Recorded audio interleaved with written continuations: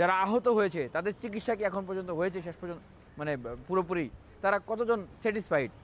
না, বরং আমরা দেখি যে উপদেষ্টাদের জীবনের নিরাপত্তার জন্য ওনাদের পিস্তল নিয়ে নাকি ঘুরতে হয়। বাকি যারা অভ্যুত্থানে অংশগ্রহণ করেছে, আন্দোলন করেছে, তাদের জীবনের নিরাপত্তা নাই। জুলাই ঘোষণাপত্র কি দিয়ে শুরু হবে?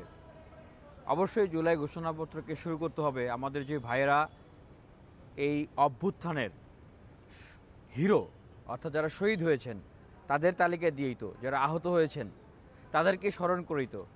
কিন্তু সরকারিভাবে এখন পর্যন্ত শহীদদের চূড়ান্ত তালিকা তৈরি করতে পারে নাই, আহতদের চূড়ান্ত তালিকা তৈরি করতে পারে নাই।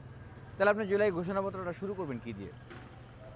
আমরা খুবই হতাশ হয়েছি, এই জায়গাটায় মর্মাহত হয়েছি যে 10 মাস হয়ে গেলেও এই সরকারের সবচেয়ে গুরুত্বপূর্ণ যে কাজ ছিল এই তালিকা তৈরি করা এবং তাদের পুনর্বাসন করা, সেটা ওনারা করতে পারেন নাই।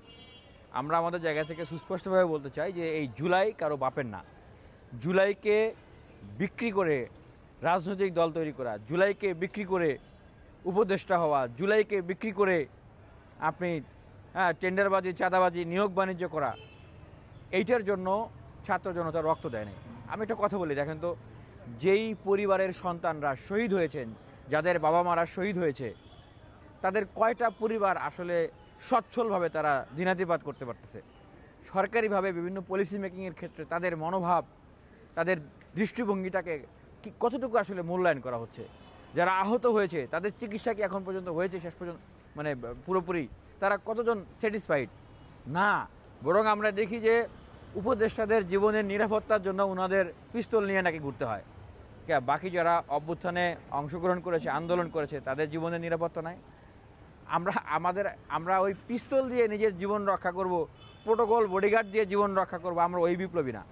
আমরা মনে করি যে একটা জুলাই সনদ দরকার, যেই সনদটাই হবে এই বাংলাদেশের অভ্যুত্থানের রক্ষাকারী এবং এই বাংলাদেশের অভ্যুত্থানের নায়ক, যে লক্ষ লক্ষ তরুণ, কোটি কোটি মানুষ, শ্রমিক, ছাত্র জনতা, আমলা কামলা সবাই, আমরা মনে করি এই সনদটা দরকার। মাঝখানে আমরা শুনেছিলাম যে উপদেষ্টাদেরকে একটা অর্ডিন্যান্স জারি করে তাদেরকে দায় মুক্তি দেওয়ার ব্যবস্থা করা হবে। তো উপদেষ্টাদেরকে অর্ডিন্যান্স দেওয়া হবে, তাহলে বাকি দেশের জনগণের কী হবে? বাকি যারা এই অভ্যুত্থানে অংশগ্রহণ করেছে তাদের কি হবে? একটা জিনিস আমার কাছে খুব দারুণভাবে এই মুহূর্তে আঘাত করতেছে, সেটা হচ্ছে অভ্যুত্থানের সময় যে ঘটনাগুলো ঘটেছে সেই ঘটনাগুলোর দায় মুক্তি কীভাবে হবে? আমরা মুক্তিযুদ্ধের সময় দেখেছি যে বীর শ্রেষ্ঠ, বীর উত্তম, বীর বিক্রম উপাধি দেওয়া হয়েছে।